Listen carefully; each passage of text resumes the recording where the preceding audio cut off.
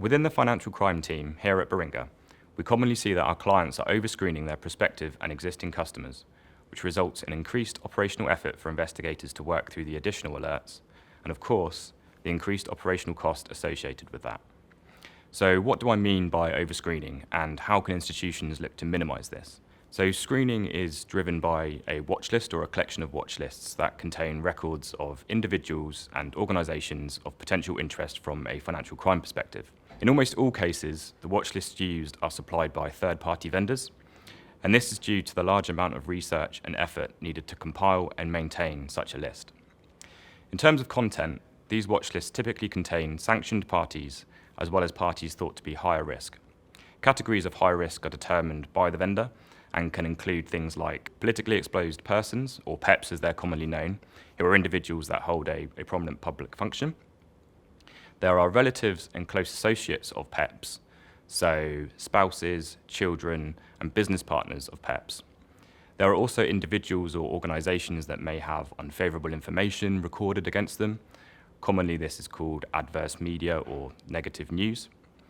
And finally, there may be individuals that have had previous criminal convictions, typically from crimes of relevance such as money laundering, sex trafficking, or terrorism.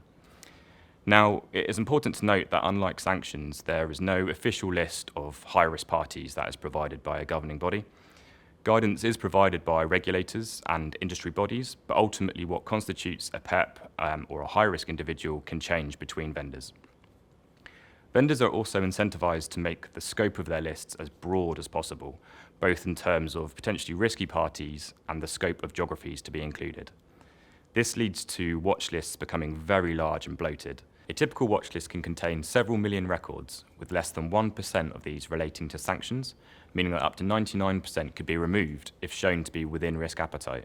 Of course, with every additional record on the watch list, the chance of additional and unhelpful alerts from customer screening increases. So what can you do to solve this problem? There are many existing tools that take the output from screening and attempt to automate some of the decision making, attempting to reduce some of the operational burden on investigators. At Baringa, however, we believe that tailoring watch lists to your circumstances and risk appetite prior to screening is a better approach, and as a result, we have built our watchlist optimization solution to do this. This technology allows our clients to customize watch lists prior to screening, removing entries that are of no interest based on their own organizational risk appetite. This is achieved by deploying a set of easily configurable business rules that can tailor the vanilla third-party watch list on a daily basis. In deploying our watchlist optimization solution at previous clients, we have generated significant gains, in some cases reducing the caseload by up to 40% and generating continuous operational savings. If you'd like to find out more about our watchlist optimization solution and how this could be used to save cost within your organization, please get in touch.